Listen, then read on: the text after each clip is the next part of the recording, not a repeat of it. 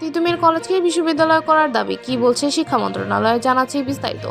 ঢাকার সরকারি তিতুমির কলেজকে বিশ্ববিদ্যালয়ে রূপান্তরিত দাবিতে চলমান আন্দোলন নিয়ে শিক্ষা মন্ত্রণালয় আনুষ্ঠানিকভাবে বিবৃতি দিয়েছে।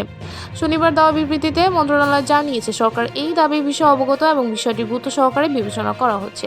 7 কলেজকে নিয়ে পৃথকভাবে একটি বিশ্ববিদ্যালয় গঠনের জন্য ইউজিসির নেতৃত্বে বিশেষজ্ঞ কমিটি কাজ করছে। এর অংশ হিসেবে তিতুমির কলেজকেও বিশেষভাবে বিবেচনায় নেওয়া হয়েছে। এদিকে কমিটি ইতিমধ্যে শিক্ষার্থী প্রতিনিধিদের সঙ্গে আলোচনা শুরু করেছে। মন্ত্রণালয় বলছে, শিক্ষার মনোন্নয়নেই সরকারের প্রধান লক্ষ্য, তাই সময়সীমা বেঁধে দিয়ে আন্দোলন করাটা যৌক্তিক নয়। পাশাপাশি জনদুর্ভোগ এড়াতে শিক্ষার্থীদের শান্তিপূর্ণ উপায়ে দাবি জানাতে আহ্বান জানানো হয়েছে। প্রসঙ্গত, 7 কলেজের জন্য পৃথক বিশ্ববিদ্যালয়ের পরিকল্পনা থাকলেও তিতুমির কলেজের শিক্ষার্থীরা তিতুমির বিশ্ববিদ্যালয় নামে একটি স্বতন্ত্র বিশ্ববিদ্যালয় দাবিতে আন্দোলন চালিয়ে যাচ্ছে। এই ছিল এখনকার মতো আপডেট। নতুন নতুন আরও আপডেট পেতে আমাদের সঙ্গেই থাকুন। ধন্যবাদ।